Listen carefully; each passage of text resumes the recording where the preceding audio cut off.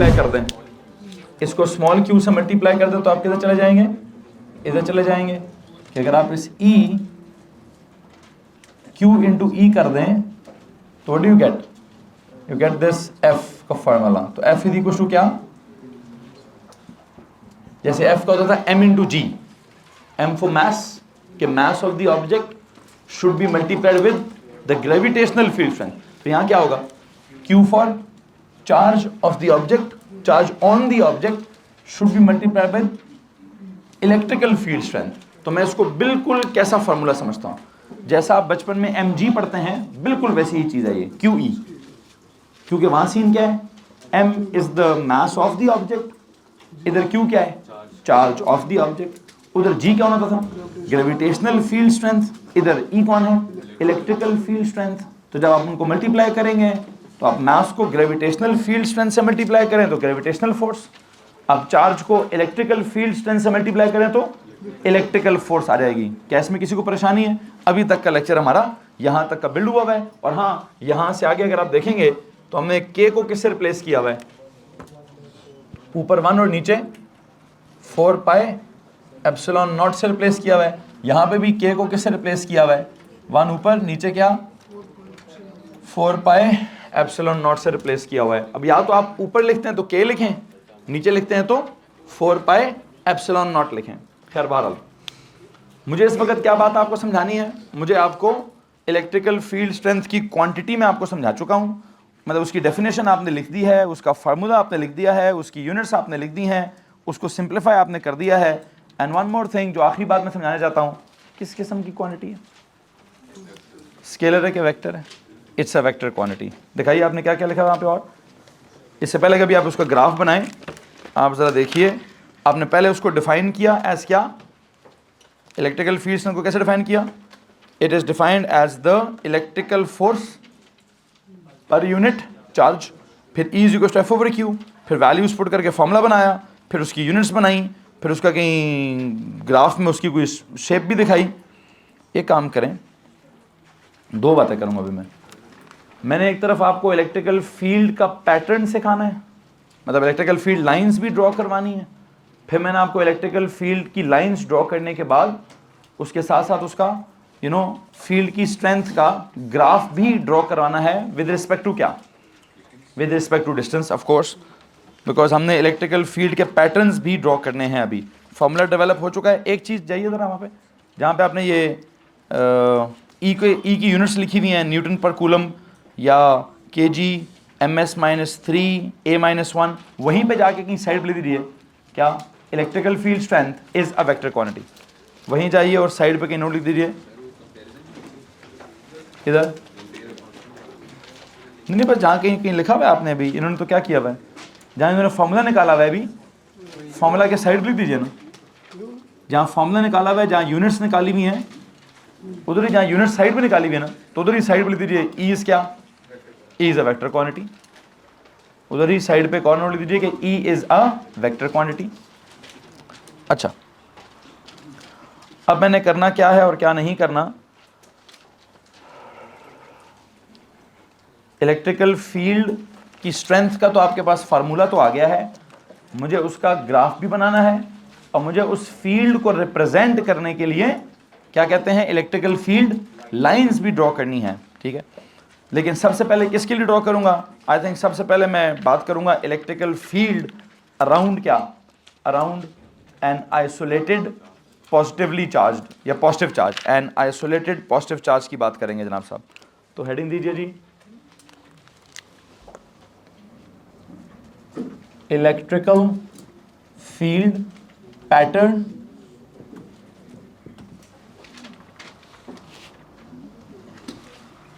और इसी के पैरेलल में इसके सामने ग्राफ, वो क्या कहते हैं, क्या करूंगा मैं, इलेक्ट्रिकल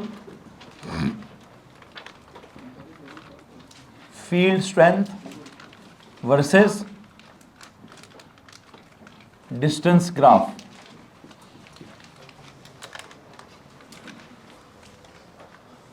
दो बातें हो रही होंगी जी, जी जनाब साहब कॉलम। मुझे एक बात बताएं, मैंने सबसे पहले किसकी बात करनी है, नंबर 1 इलेक्ट्रिकल फील्ड पैटर्न पढ़ाना है मैंने आपको किसका, around an isolated what, around an isolated positive charge, around an isolated. वैसे तो जब मैं ड्रॉ करूंगा, ड्राइंग बनाऊंगा तो स्फेरिकल होगा, क्या होगा, लेकिन उसको अज्यूम क्या करूंगा, पॉइंट चार्ज होगा, क्या स्फेरिकल चार्ज ड्रॉ करूंगा, लेकिन अज्यूम क्या करेंगे, तो लिखिए जी around an isolated spherical positive charge, around an isolated होगा, स्फेरिकल होगा, पॉजिटिव चार्ज होगा, अज्यूम्ड एज क्या, assumed as point charge. Okay.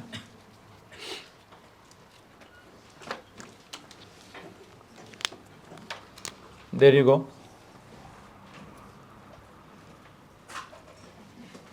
ये एक आपका पॉजिटिव चार्ज है जनाब साहब, ठीक है।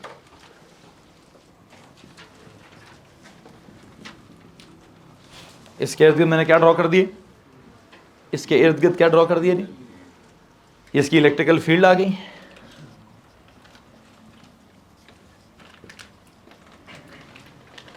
अगर ये इलेक्ट्रिकल फील्ड है तो यहां क्या रखूं,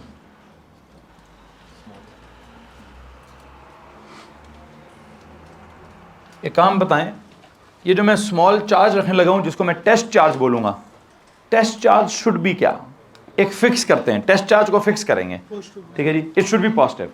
टेस्ट चार्ज इज क्या, it is always a unit positive charge. एक काम करें जनाब साहब, पेज के हेडर पे जाएं, पेज के हेडर पे जाएं और वहां लिखें, एक नोट लिखें, क्या लिखवाना चाहता हूं जी, टेस्ट चार्ज इज ऑलवेज क्या, is always a unit positive charge. क्या लिखें जी, test charge is always a unit positive charge. हाँ एग्जाम में भी यही, मैं सारे असूल अभी किस बुनियाद पर बनाऊंगा कि जहां पे भी मैंने कोई छोटा चार्ज रखना होगा जिसको मैं टेस्ट चार्ज कहूंगा, वो कैसा होगा, it should be positive charge. Test charge is always a unit positive charge, unit positive charge, ठीक है जी। तो ये तो आपका आ गया जी कौन सा वाला क्यू, वो बड़ा वाला क्यू, ये क्या आ गया जी, छोटे वाला क्यू, और छोटे वाला क्यू का क्या होना ज़रूरी है, उसका पॉजिटिव होना ज़रूरी है। बस आप मुझे सिर्फ इतनी बात बता दीजिए कि अगर वो पॉजिटिवली चार्ज टेस्ट चार्ज इधर हुआ तो इसने उसको किधर धक्का देना है, अच्छा वैसे अगर इधर धक्का हुआ तो किधर देना है, इस तरफ, थोड़ा सा इधर रखता हूँ, इधर हुआ तो किधर धक्का देना है,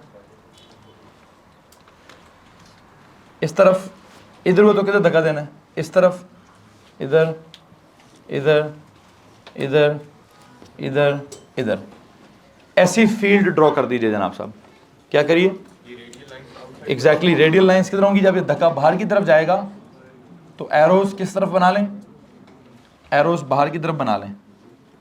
आपने जब आपका जो टेस्ट हुआ है उसमें जो प्लैनेट की इर्द गिर्द ग्रेविटेशनल फील्ड लाइंस ड्रॉ करनी थी वो कैसी लगाई आपने, इनवर्ट्स, क्यों, उसने उस मैस को किधर खींचना था, अंदर ही खींचना था, तो अट्रैक्शन ही होनी थी। यहाँ क्या होगा, यहाँ रिपल्शन होनी है, ठीक है जी। ये जो स्मॉल चार्ज है जिसको मैं क्या कह रहा हूं,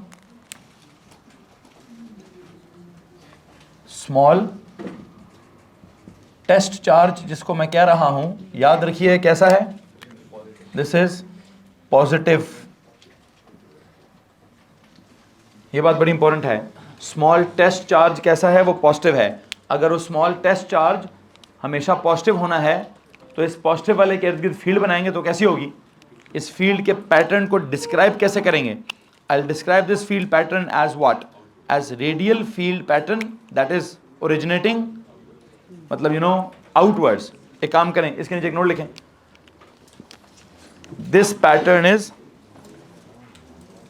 बल्कि पहले ऐसे लिखें, electrical field lines seems to be originating, electrical field lines seems to be originating, कैसे, इसी के नीचे लिखेगा, इसी फील्ड के नीचे जाके एक नोट लिखिए कि electrical field lines seems to be originating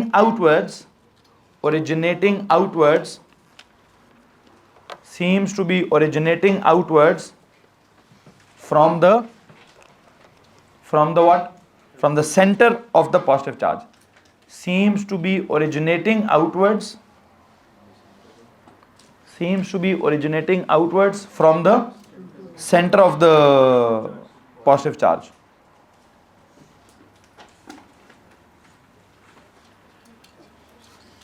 Such pattern is known as क्या? Is known as radial field pattern. Such pattern is known as radial field pattern.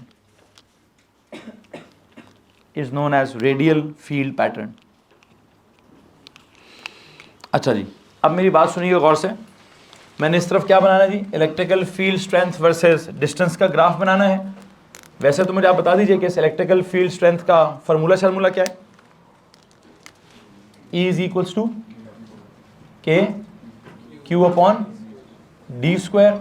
अच्छा, और इसको हम ये डी स्क्वायर के हिसाब से कौन सा लॉ कहते हैं? Inverse square law. और इसके ग्राफ में क्या होता है कि सर अगर ग्राफ क्या हो गया, मतलब डिस्टेंस अगर डबल हो गया तो E की वैल्यू 4 गुना कम होगी। क्या हो जाएगा? 4 गुना कम हो जाएगी। खैर बहरहाल यहां डिस्टेंस ले लें d इन मीटर्स, यहां E ले लीजिए इन न्यूटन्स पर Coulomb's, and you know what, field in the वो तो नहीं है ना, इनसाइड द सफेयर तो नहीं है ना, तो इनसाइड द सफेयर में ड्रॉ भी नहीं करूंगा। यहां ये क्या ले लूं?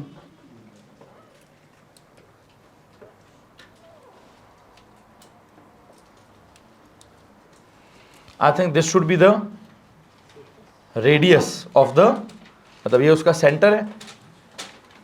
चलो इतना, ये सेंटर कहते हैं, ये सरफेस कहते हैं किसका? Centre of sphere, and this is surface of sphere, या दिस इज रेडियस। बेटा दोनों चीजें मेंशन कर रहा हूं। ग्राफ में सेंटर से ड्रॉ नहीं करूंगा, ग्राफ में क्या करूंगा जी? सरफेस से ड्रॉ करूंगा। मुझे बस ये बता दीजिए, और एक बात याद रखिए, मेरा इस वक्त एक्स एक्सिस कौन है? ये वाली लाइन। कौन सी लाइन? ये वाली। ये है मेरी एक्स, मतलब यहां से जैसे जैसे आगे जाऊंगा, what is this? This is D is equal to X, या दिस इज एक्स। ये मेरा एक्स एक्सिस की डायरेक्शन भी है। इलेक्ट्रिकल फील्ड स्ट्रेंथ भी इस तरफ है, और मैं इसी के लिए क्या कह रहा हूं कि मेरा एक्स भी किस तरफ है? एक्स भी इस तरफ ले लें, ई भी इस तरफ ले लें। चलो जी, अगर मैं कहूं मैं इधर से आगे का ग्राफ बना रहा हूं, ऊपर का या लेफ्ट की तरफ का नहीं, यहां से आगे का ग्राफ बना रहा हूं, एक्स किस डायरेक्शन में है? पॉजिटिव। ई किस डायरेक्शन में है? कौन से क्वाड्रेंट में जाऊं? पहले में जाऊंगा। अब यहां मैं मैग्नीट्यूड वाला ग्राफ नहीं ड्रॉ कर रहा, यहां मैं क्या कर रहा हूं? प्रॉपर वेक्टर वाला। जो गलती मैंने पिछले केस में की है, अब मैं वो गलती नहीं दोहराना चाहता। अब मैं पहले ही टाइम से क्या करूंगा, वहां तो मैंने ग्रेविटेशनल फील्ड स्ट्रेंथ का इनिशियली वो स्केलर ग्राफ पहले क्वाड्रेंट में बना दिया था, तो मुझे एंड पे गलती हो गई। यहां मैं अब क्या करूंगा, यहां मैं पहले दिन से ही इलेक्ट्रिकल फील्ड स्ट्रेंथ को क्या कह रहा हूं? वेक्टर कह रहा हूं, और इसके सारे ग्राफ्स में वेक्टर के हिसाब से बनाऊंगा। ऊपर हुआ तो ऊपर, नीचे हुआ तो नीचे। अब मैं यहां से, मेरा ग्राफ यहां से आगे जा रहा है। अगर यहां से आगे जा रहा है, डिस्टेंस पॉजिटिव है, इलेक्ट्रिकल फील्ड स्ट्रेंथ भी पॉजिटिव है, तो क्या करूं भाई? I think this is the point. ये लो, कुछ सवाल है तो हाथ खड़ा कर दो भाई।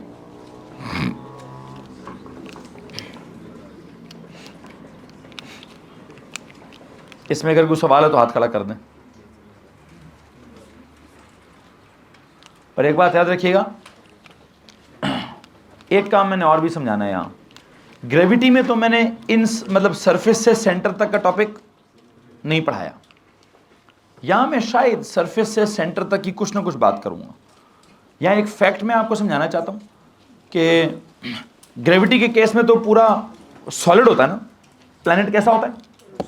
सॉलिड, मतलब मैटर उसका बड़ा यूनिफॉर्मली डिस्ट्रीब्यूटेड होता है, सेंटर से लेकर सरफेस तक, मतलब अंदर पूरा जैम पैक मैटर फंसा होता है। लेकिन हम वो अंदर वाला काम फिर भी नहीं पढ़ते थे। उसके लिए वैसे अगर अंदर वाला पढ़ते तो मैंने KFSC पढ़ाई भी है। कैसा ग्राफ बनाया था मैंने? यहां से लेकर यहां तक बनाया था।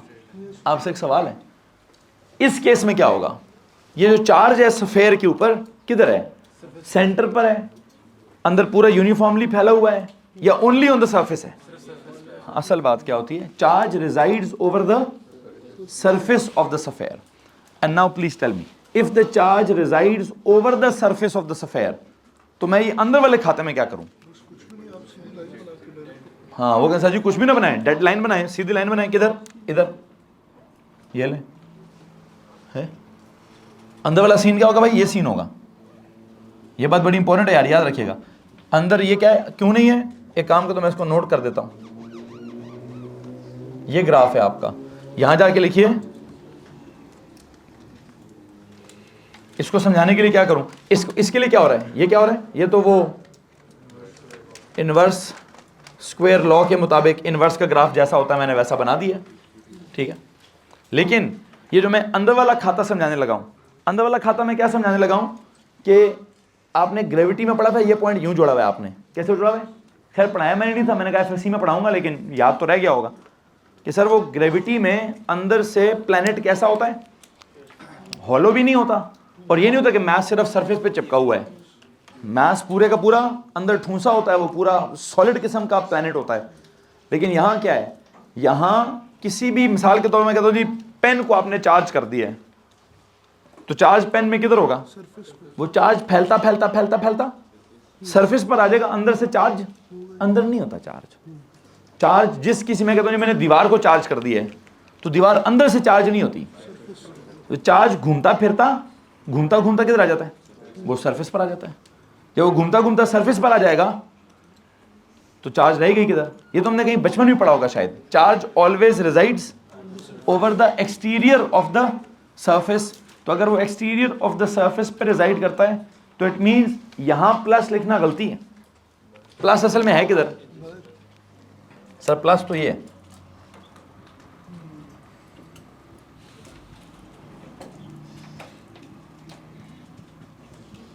ये चार्ज है। वो हम अज्यूम क्या करते हैं? चार्ज ऐसे होता है भाई, चार्ज कभी भी ऐसे नहीं होता। हेलो, वो तो हम अज्यूम करते हैं कि एज इफ क्या? As if it is assumed as क्या? Assumed as a point charge, ठीक है। अब यहां अजम्पशन में थोड़ी गलती है। यहां होना क्या चाहिए? चलो मैं कर तो देता हूं।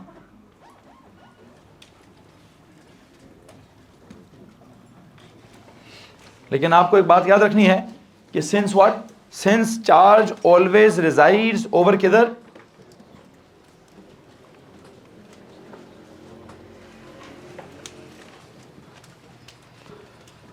resides over the exterior of the surface. Since charge always resides over the exterior of the surface, एक मतलब उसका क्या है? There is no charge inside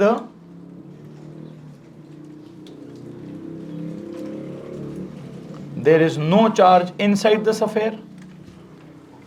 Since charge always resides over the exterior of the surface, so what? There is no charge inside the sphere, so there is no field. There is no field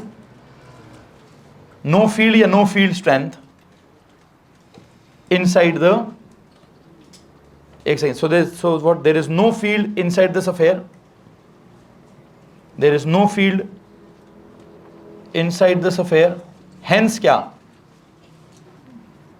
Hence electrical field strength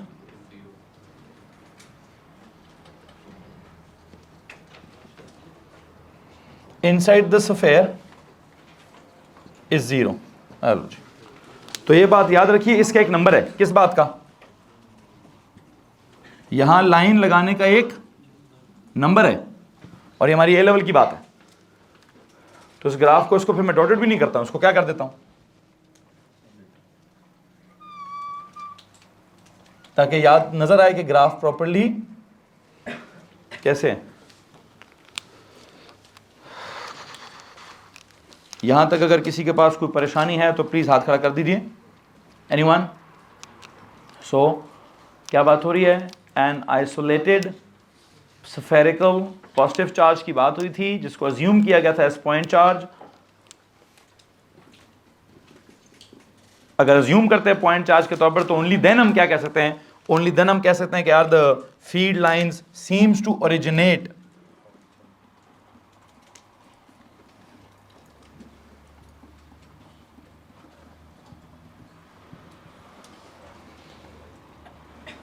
feed line seems to, लेकिन असल में वो originate नहीं हो रही। असल में सारे का सारा चार्ज किधर है सर जी? चार्ज सारे का सारा ओवर द एक्सटीरियर है। अंदर से चार्ज के हिसाब से आप इसको हॉलो समझें, इसको अंदर से चार्ज के हिसाब से क्या समझें भाई? हॉलो समझिए। अगर आप इसको चार्ज के हिसाब से हॉलो समझेंगे तो क्या करेंगे सर जी? अंदर हम कोई फील्ड होएगी नहीं, फील्ड स्ट्रेंथ होगी नहीं, तो बिल्कुल क्या शो कर दूं? Horizontal line. ये तो मेरा सिलेबस है ना। प्लेनेट अंदर से हॉलो नहीं था, सॉलिड था, तो उसके अंदर का सीन क्या था? उसके अंदर मुझे वो ये तो नहीं कह सकता अंदर फील्ड ही नहीं है। क्यों नहीं थी वहाँ पे फील्ड? अंदर मैस है तो अंदर भी फील्ड होगी, लेकिन हमने कहा यार उसको पढ़ो नहीं, उसको छोड़ दो। अगर उसको पढ़ते तो उसकी लाइन कैसी थी? यहाँ से यूँ थी, इसकी लाइन यहाँ से यूँ नहीं है। इसकी लाइन कैसी है कि अंदर कुछ है ही नहीं सर, अंदर जीरो है, एकदम से सरफेस पर कोई ना कोई वैल्यू है। और सरफेस से दूर जाएंगे तो क्या होगा? सरफेस से दूर जाएंगे तो इनवर्स स्क्वायर लॉ ओबे होगा और ग्राफ जो है वो स्क्वायर के हिसाब से नीचे आता जाएगा। किसी के पास अगर मसला है तो हाथ खड़ा कर सकता हूँ जी। वो तो अज्यूम कर रहा हूँ, अज्यूम कर रहा हूँ। अगर अज्यूम करूँगा तो इग्नोर हो जाएगा वो सारा, अंदर वाला ड्रॉ ही नहीं करेंगे हम। ठीक है जी। बहरहाल और कोई सवाल है तो हाथ खड़ा करें। कैसा फिर पॉइंट चार्ज क्यों अज्यूम किया है? मैंने कहा अज्यूम अगर कर लिया प्रॉपर्ली तो फिर मैं अंदर वाला काम भी नहीं पढ़ाऊंगा। फिर मैं वो ग्राफ फिर क्या करूँगा? ये भी नहीं होगा, ये भी नहीं होगा, ये पॉइंट इधर आ जाएगा, यहाँ से हो जाएगा नीचे। ठीक, तो इसका मतलब मैं अभी अज्यूम, इसका मतलब वो कह रहे हैं सर अभी आप अज्यूम कर तो नहीं रहे, तो ये ले। वो ये कह रहे हैं, ये कह रहे हो कि सर अज्यूम तो नहीं कर रहे हैं तो मिटाएं उसको, मिटा दिया। कह सर आपने तो अंदर वाली बात पढ़ाई दी है, तो अगर अंदर वाली बात पढ़ा दी है तो फिर आपने उसको पॉइंट चार्ज अज्यूम नहीं किया। सही कह रहे हैं, सही कह रहे हैं। कुछ सवाल है तो हाथ खड़ा कीजिए। अच्छा, अगला काम क्या करूं अभी? हैं जी, चेंज करते हैं। 1 को क्या कर दूं? कैसे? अराउंड एन आइसोलेटेड स्फेरिकल कौन सा चार्ज? Negative charge. अगर ये अंदर से नेगेटिव है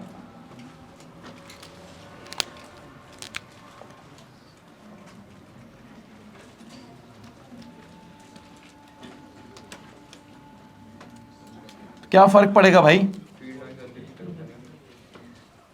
क्यों फील्ड लाइंस क्यों अंदर की तरफ आ जाएंगी? क्योंकि हमारा टेस्ट चार्ज हमेशा क्या होता है? जो मर्जी कर लें वो तो पॉजिटिव ही होगा। अगर उसने पॉजिटिव ही होना है, ये तो पॉजिटिव ही है, इसको तो नहीं छेड़ूंगा मैं, ये नेगेटिव हो गया है तो फील्ड किधर चली जाएगी? उसने इसको अंदर खींच लेना है। जी जी, आप नेगेटिव वाला बनाएं। नहीं नहीं, इसको भी पॉइंट नहीं अज्यूम करूंगा मैं।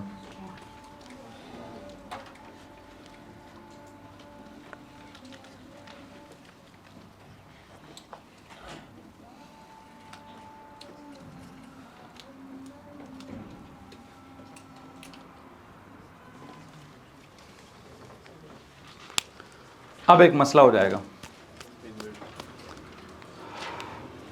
अब अगर मैं यहां से जाता हूं आगे, जरा चेक कीजिए, अगर मेरा डिस्टेंस यहां से आगे जाता है तो इलेक्ट्रिकल फील्ड स्ट्रेंथ आगे जा रही है पीछे आ रही है?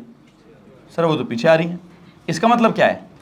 If the distance is positive electrical field strength is, मैं ग्राफ कैसे बनाऊंगा? नीचे आ जाऊंगा, थर्ड फोर्थ, सॉरी नीचे आ जाएंगे, फोर्थ में आ जाएंगे। तो लो जनाब साहब, क्या करूं अभी? सर जी ये वाला काम करें फिर। अब इस पे अगर फॉर्मूला लगेगा, चेक कीजिए, इस पे फॉर्मूला क्या लगेगा? K into Q upon D square. Since you know Q is क्या? If Q is negative, minus Q लिख दो over D square, क्या हो जाएगा ऑटोमेटिकली? माइनस के Q upon D square। तो अगर वो वैसे ही चार्ज नेगेटिव है तो चार्ज भी नेगेटिव की वजह से नेगेटिव ले आओ, या फील्ड अंदर की तरफ उस वजह से ले आओ। क्या करूं? ये अंदर वाला तो ऐसे ही रहेगा सीन।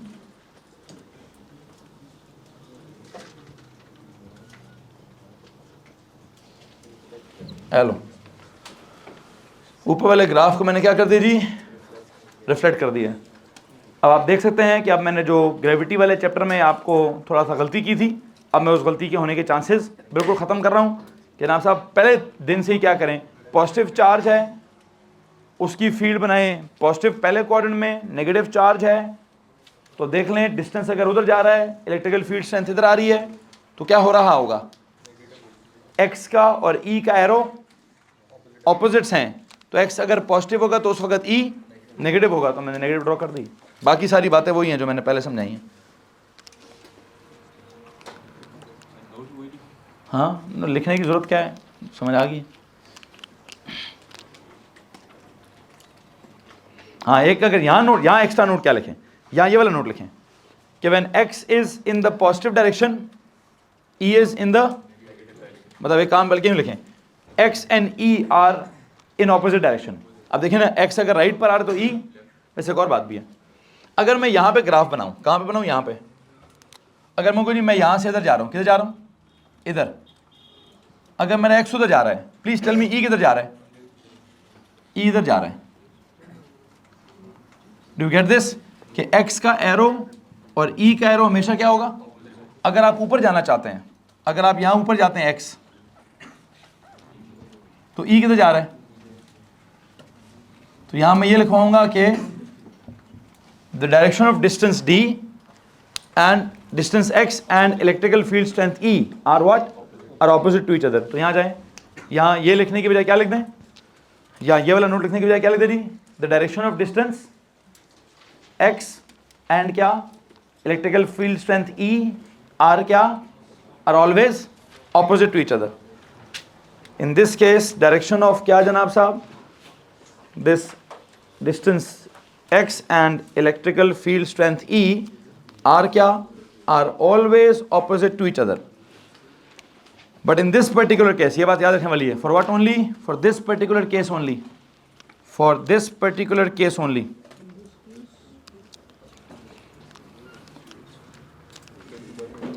the direction of क्या लिखा है, the direction of distance x and electrical field strength E are always opposite to each other. Always नहीं लिखिए, are opposite to each other in this case, ये लिखिए are opposite to each other in this case, are opposite to each other in this case. अच्छा जी, अब क्या करूं, plus का भी हो गया माइनस का भी हो गया, अब तीन काम रह गए हैं, प्लस और माइनस के दरम्यान में हिसाब किताब लगाऊं, फिर प्लस और प्लस के दरम्यान में हिसाब किताब लगाऊं, फिर माइनस और माइनस के दरम्यान में हिसाब किताब लगाऊं।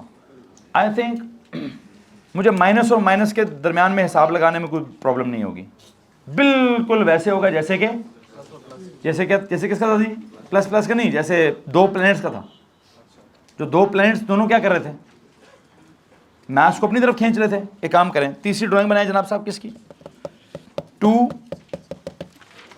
थर्ड ड्राइंग बनाए। मैंने इसलिए तो ये टॉपिक इंट्रोड्यूस किया कि वो पिछले वाले के साथ रिलेट करूं अभी इसको, बिटवीन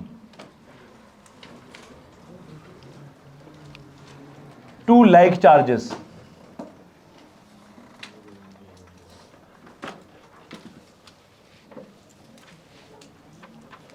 और दोनों लाइक चार्जेस क्या होंगे, बोथ आर नेगेटिव। एक तरफ फील्ड बनाऊंगा, एक तरफ उनका ग्राफ बनाऊंगा। जी जी जी, नहीं फर्क पड़ेगा, मैं पहले भी दोनों नेगेटिव सीख लें, उसके बाद दोनों पॉजिटिव का भी हिसाब आ जाएगा।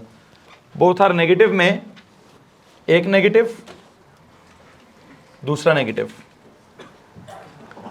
पहला सवाल तो मेरा यह है कि इनके दरम्यान में इलेक्ट्रिकल फील्ड कैसे ड्रॉ करेंगे। अगर यहां पे मैं रख दूं किसको, यूनिट पॉजिटिव चार्ज को as a what, as a test charge, तो ये क्या करेगा, उसको अपनी तरफ अट्रैक्ट, ये क्या करेगा, उसको अपनी तरफ अट्रैक्ट, तो किधर जाएगा, वो कहीं नहीं जाएगा, वो जिधर है। इसका मतलब यहां पे इसके दरम्यान में क्या होगा, आई थिंक इसके दरम्यान में यहां नल फील्ड होगी या नल रीजन होगा, नल फील्ड रीजन। आई थिंक इसके बिल्कुल दरम्यान की लाइन में क्या लगाएं, एक वर्ड लिखें जी, it should be null field point, null point या null field region. I should better call it null field region. इनके बिल्कुल दरम्यान वाली जगह जो है, अब वो एग्जैक्टली नल फील्ड रीजन है या वो ग्राफ में समझ आ जाएगा क्या है। अच्छा, अगर जो ये लाइन थी, ये वाली लाइन, क्या यूं जाएगी लाइन? हाँ जी बच्चों, एक लाइन है ना इसकी अकेली वाली, यूं, इसके चक्कर में क्या हो जाएगी, थोड़ी सी बेंड हो जाएगी। क्या हो जाएगी जी? ऐसे। इसकी जो ये लाइन जा रही थी यूं वाली, वो भी क्या करेगी, वो भी थोड़ी यूं बेंड कर जाएगी।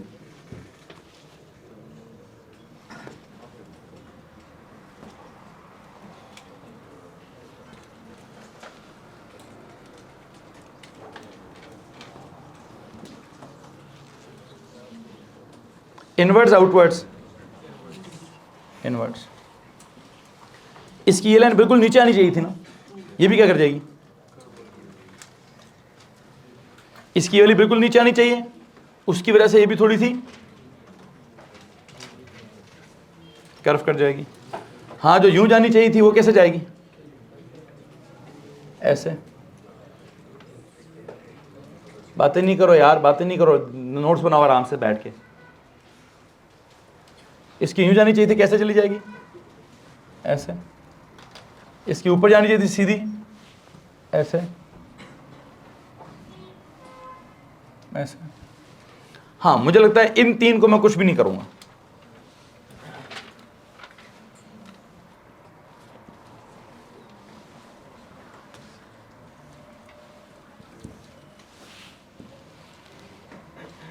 बिल्कुल जो ऑपोजिट फेसेस वाली साइड पर फील्ड है, जो तीन लाइनें इधर वाली हैं और तीन लाइनें उधर वाली हैं, उनको मैंने नहीं छेड़ा। किसको छेड़ा है? एक लाइन तो उड़ा ही दी दरमियान वाली। क्यों उड़ा दी? कहते जी वहाँ पे चार्ज मूव ही, वहाँ अगर टेस्ट चार्ज रखोगे तो मुझे नहीं लगता वो मूव करेगा। नल फील्ड रीजन बोल दिया। ये लाइन जानी किधर चाहिए थी, ऐसे, लेकिन इसकी फील्ड ने उसको क्या कर दिया। आई होप यू नो कि ये लाइक चार्जेस क्या करते हैं, रिपेल करते हैं। तो ये इनके दरमियान में क्या होगा। अच्छा, इनकी आपस में तो रिपल्शन है ही है, मैं इनकी आपस की रिपल्शन नहीं पढ़ाना चाहता। वैसे मुझे पढ़ाना क्या है, अगर दरमियान में क्या रख दिया, यूनिट पॉजिटिव टेस्ट चार्ज रख दिया, इसने उसको क्या करना है, अट्रैक्ट, इसने भी उसको क्या करना है। तो अगर दोनों की अट्रैक्शन सेम हुई तो किधर रहेगा। जैसे वो मून और अर्थ के केस में मैंने क्या कहा था, कोई ना कोई पॉइंट होगा जहां पर मून की तरफ से स्ट्रेंथ और अर्थ की तरफ से स्ट्रेंथ क्या होगी। अच्छा, वैसे मैंने इसके फासले में, इसके सेंटर से इसके सेंटर तक क्या ड्रॉ करना है। अगर मैं कोई डिस्टेंस किधर जा रहा है, आगे, तो इस फासले में क्या ड्रॉ करना है जी मैंने। आई थिंक यहां एक पॉइंट है, जिस पॉइंट पर E ड्यू टू क्या, ड्यू टू 1 और E ड्यू टू क्या, ड्यू टू 2, दोनों क्या हो सकते हैं, इक्वल होंगे। तो इस पॉइंट को आपने क्या बोला है, पहले तो आपने इसको बोला नल फील्ड रीजन। मैं काम करता हूं, मैं पूरा ड्राइंग बनाना चाहता हूं, तो आई विल कॉल इट क्या, null point. There will be some point जहां पे अगर आपने यूनिट पॉजिटिव चार्ज रख दिया तो उसको जितनी फोर्स इस तरफ मिलेगी उतनी फोर्स इस तरफ मिलेगी, उस पर जितनी इलेक्ट्रिकल फील्ड स्ट्रेंथ इधर होगी उतनी इलेक्ट्रिकल फील्ड स्ट्रेंथ इधर होगी। तो वो पॉइंट क्या होगा, आई थिंक उसको नल पॉइंट, रीजन की बजाय क्या बेहतर है, एक नल पॉइंट का जिक्र बेहतर है। खैर देखते हैं इसका ग्राफ कैसे बनाऊं। ये था x इन मीटर्स और ये था क्या, E इन व्हाट, न्यूटन्स पर कूलम। पहले एक के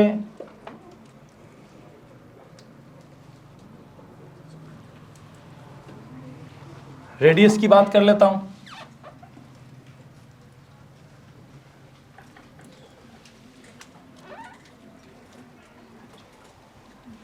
ये पॉइंट क्या है, सेंटर ऑफ चार्ज 1। ये पॉइंट क्या ले लूं, सेंटर ऑफ चार्ज 2। ये पॉइंट क्या है, सरफेस ऑफ चार्ज 1। ये क्या है, सरफेस ऑफ, आपको एक बात तो ऑब्वियस है ना कि सेंटर से सरफेस तक क्या है, कोई गेम नहीं है सर, इधर भी कुछ नहीं है। ओके, अब बस आपने एक बात बतानी है, चार्ज Q1 की वजह से आपका डिस्टेंस वैसे किधर जा रहा है, इस ड्राइंग में यहां से यहां तक जाओ तो डिस्टेंस किधर जा रहा है, x की तरफ। तो E ड्यू टू 1 किधर है, लेफ्ट की तरफ। तो किधर बनाऊं ग्राफ, ये है वो आपका सवाल भी, बिल्कुल एग्जैक्टली डिटो कॉपी वही सवाल चलेगा। यहां से किधर जाऊं जी, इनवर्स स्क्वायर लॉ के हिसाब से चले जाएं ऐसे, फिर उसके हिसाब से क्या है, इसके वाली फील्ड अगर x उधर जा रहा है तो इसकी फील्ड भी किधर जा रही है, उधर ही जा रही है। तो वो क्या है, E due to 1 was negative, E due to 2 is, किधर बनाऊं,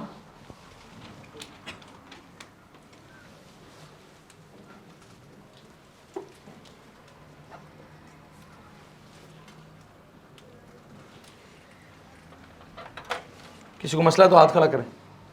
एनीवन जी,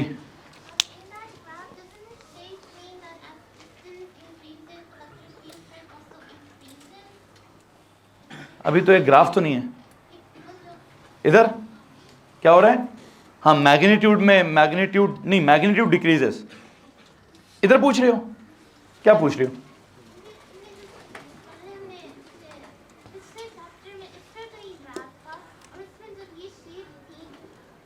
पोटेंशियल की थी वो, तो वहां प्लस माइनस का कुछ और मतलब था, वो पोटेंशियल का था। फील्ड की स्ट्रेंथ में तो मैंने वहां पढ़ाई नहीं था, फील्ड की स्ट्रेंथ में तो मैंने सारे ऊपर ही बनाए थे, इसीलिए एंड पे गलती हो गई, तो मुझे वो गलती सुधारनी है। मैंने आज के लेक्चर में वो गलती सुधारी है, वहां पर वही काम अब यहाँ पे भी कर रहा हूँ। लेकिन हाँ एक बात याद रखिए, यहाँ मैं इसको ना ये नहीं कहूँगा कि जब मैं आगे जाता हूँ तो फील्ड की स्ट्रेंथ ज़्यादा होती है, नहीं ऐसे नहीं कहूँगा। यहाँ मैं कहूँगा मैंने नीचे बनाया किस मजबूरी में है, किस मजबूरी में बनाया, वेक्टर वाली मजबूरी में। तो इसके माइनस को क्या तस्वुर करो, यहाँ माइनस क्या हैसियत रखता है, डायरेक्शन वाली हैसियत आ गई, उसको अलग करो और बाकी मैग्नीट्यूड उसके साथ चेक करो कि इंक्रीज हो रहा है कि डिक्रीज हो रहा है। इसीलिए मैंने पिछले वाले में अभी भी मैंने वो जी वाला अकेला ग्राफ नहीं उड़ाया हुआ, मैंने एंड पे कहीं करेक्शन कराई है। शुरू में जी का ग्राफ अभी भी आपने किधर बनाया हुआ है, क्यों, बिकॉज मैं कहता हूँ यार मुझे मैग्नीट्यूड शो करने हो, तो मैंने अभी भी इसका मैग्नीट्यूड शो करना हो तो कैसे शो करूंगा, ऊपर ही शो करूंगा। लेकिन अब मैं ज़्यादा एहतियात क्यों बरत रहा हूँ, क्या मुझे मैग्नीट्यूड भी शो करना है और डायरेक्शन भी शो करनी है, तो ये डायरेक्शन के हिसाब से नीचे लेकर आया हूँ। लेकिन इसका मतलब वो पोटेंशियल वाला नहीं होगा कि आप करीब आ रहे हैं तो ज़्यादा हो रहे हैं, कि दूर जा रहे हैं कि ज़्यादा हो रहे हैं। वो मतलब हमने सिर्फ कब किया था कि ज़मीन से दूर जा रहे हैं कि ज़मीन के करीब आ रहे हैं, तो पोटेंशियल ज़्यादा हो रहा है कि पोटेंशियल कम हो रहा है। पोटेंशियल के लिए ऐसा सोचते हैं, यहाँ नहीं सोचेंगे ऐसा, ठीक है। यहाँ माइनस, यहाँ नीचे जाना is only for minus, and that minus is only for direction, and that direction is only for left और राइट। मैग्नीट्यूड देखेंगे हम इसका, ठीक। आप ऐसा आ जाइए, यहाँ पर आओ जी। अब क्या करूँ, क्या रह गया, क्या रह गया, कंबाइंड रह गया। तो कंबाइंड में क्या करूँ, वही वाली बात है जो आज पढ़ाई है। If this is +1 and this is -10, किधर scene, -9। If that is +10 and this is -1, किधर है point, +9। If this is +5, this is -5,